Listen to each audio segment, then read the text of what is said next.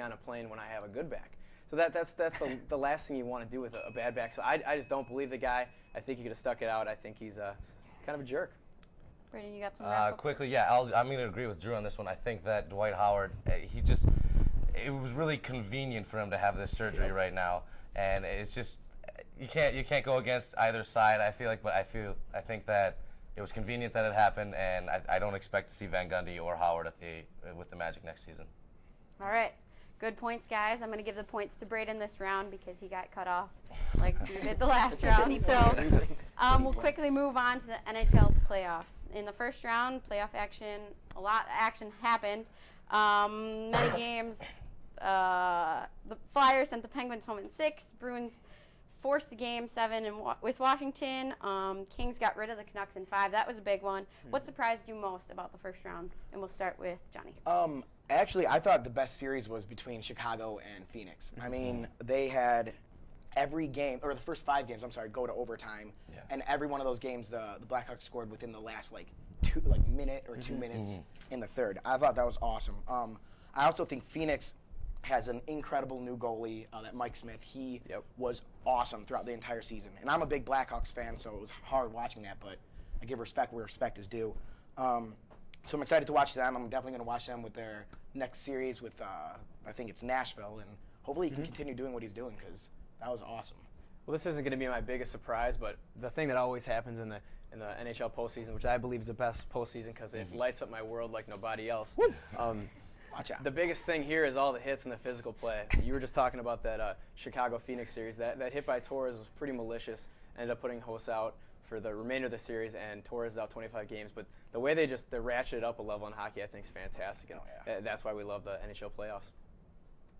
Yeah, I'm going to agree with Drew. There's nothing better than NHL hockey. The series I want to focus on most, though, is LA and the Vancouver Canucks. Like, Luongo is the best goalie in the NHL, and he goes in there and gets beat up by the number 8 seed. The number 1 seeds are just struggling in the playoffs right now. Ottawa is tied with the New York Rangers. Game 7's that's going to be extremely exciting. With the Bruins, NHL playoffs is the best time.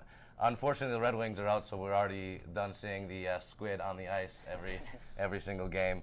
But it's always fun to see what happens. I think Phoenix, with their new goalie, you can expect to see a lot. I mean, much like Thomas of the Bruins last season.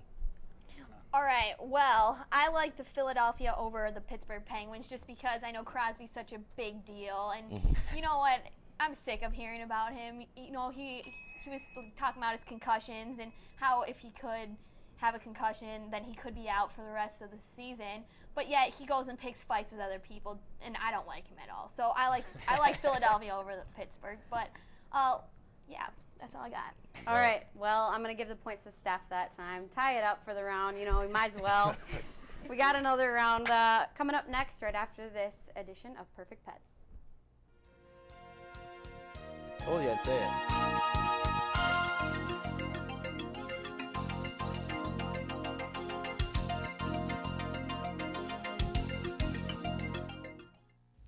This little ball of fluff is Sophie. She is a 1.5-year-old Poodle Maltese mix. She's soft, small, social, and loves to be cuddled. Come and meet Sprinkle, a female domestic shorthair. She's about 3 years old, has a great personality, and loves attention. This snazzy-looking cat is Nola. She is a white and black shorthair with very interesting markings. She's also very sweet and loves to relax. And here is Russ, a handsome 4-year-old Rottweiler Lab mix. He's affectionate, playful, and is eager to learn new tricks. To find out more about adoption for these pets or others, contact the Cooley Region Humane Society at 781-4014. Again, the number for the Cooley Region Humane Society is 781-4014. Now let's get back into our show. We have a tied-up game right now, but this round the points are worth 10 each point that you make. So, guys, impress me. We're going to start off with the NFL draft. And with the draft starting Thursday, there are lots of opportunities for change with each team. But the Packers, obviously being one of the best teams in the league, will have many choices to make. Tell me who you think they should draft this season. We will start with Johnny this time. Good. Well, first of all, I don't care about the Packers whatsoever. So I'm just throwing that out there right away. Not getting any points. And, you know, I really don't pay attention to much gossip. surrounding them. But from the little I've learned, it looks like they need a center. They just picked up that Jeff Saturday, who will provide some sort of stability, but he is 37 years old, so he's going to be gone pretty soon. Yep. I think the Packers need to find someone who will be their center of the future. And whoever they do pick up, I wish him luck. I hope he does really well, as long as he doesn't do well against the Bears. You know? I agree they do need some help on the offensive line, but I don't think center is the thing they addressed early on. They do need a lot of help on defense, whether it's a defensive end, outside linebacker. They need somebody to help Clay Matthews rush the passer. And I wanted to start off by saying, too, Shelby, that I live to impress you. So take that into consideration. But they just need somebody else to get after the quarterback. They had a franchise low in sacks last year, and everyone struggled in the backside. Nick Collins was out, and the cornerbacks like Charles Woodson and Tremont Williams really struggled because they were when the guy has forever to throw, it's pretty tough. Yeah, and I'll agree with you in that sense. I think that the Packers have a lot of work on defense. I think that they need a good linebacker or some other DN that will help take that rush. And then I believe that an offensive lineman would be good for them. Rodgers, he has had problems getting sacked in the past. The center will help a little bit, but they need a good tackle, a good guard. Well, I'm going to agree with Drew. They need an outside linebacker for sure. They need someone else to have that rush with Matthews. I'm looking at hopefully Courtney Upshaw from Alabama is still in. He's the best option, and hopefully maybe the Packers can move up in the draft. Who knows? Because a lot of people are looking to move down. Also, he talked about center. Johnny did.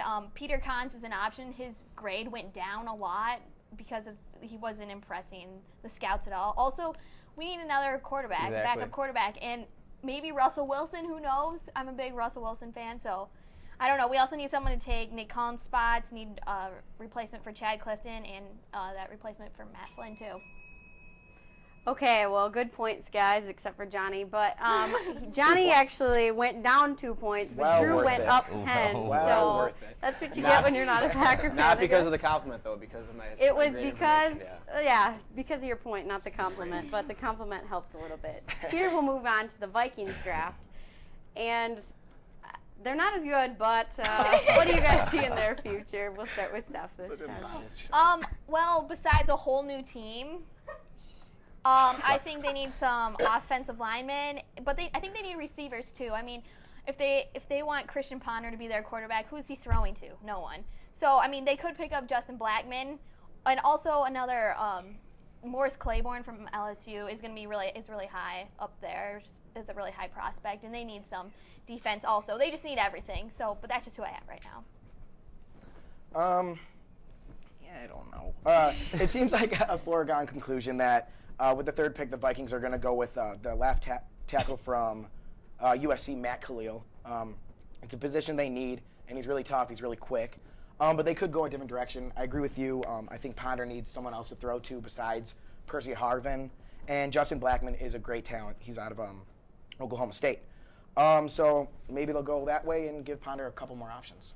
Steph, you're killing me here. They need a whole new team. Adrian Peterson's arguably the best running back in the league. That's all they have. But I agree with you. Other than hurt that, they do have their franchise quarterback in Christian Ponder, who did get better. So like you said, they do need to take Matt Khalil, because just like the Packers, you need to keep that franchise player standing in the pocket and give him time. They do need to pick up some wide receivers, but I don't think they address that with the third pick. I think they do that in later rounds, because there's a lot of good wide receivers still to pick. But they have needs everywhere. Wide receiver, tackle, like I just talked about, in the secondary. They have needs all over the place, but I do think they stick with Matt Khalil at number 3. I'm going to disagree with all of you here. And don't get me wrong, Matt Khalil is the best. He's the best option. He's the best player for number 3.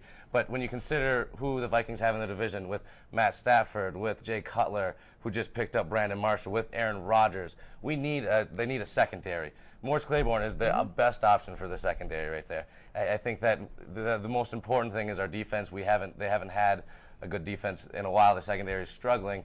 And I think Morris Claiborne is the best option for them, unless they were to get trade up later on and pick up a cornerback later. But with that argument, talking about who you play, the NFC North there, you're going to have to face Clay Matthews twice a year, guys like Nick Fairley and Ndamukong Suh twice a year, Julius Peppers twice a year. Yeah, so I mean, if you're going to make that argument, you got to look at it from that side too. This is where you need a whole new team. Exactly. No, Claiborne, I think he's a good prospect also, but I think he's been He scored a 4 on the Wonderlic. Well, I mean, he's an idiot. Yeah, but you don't need to be very smart to be a cornerback. Okay, It's 3 zones or you cover that, guy right there. I think he was overshadowed by the Honey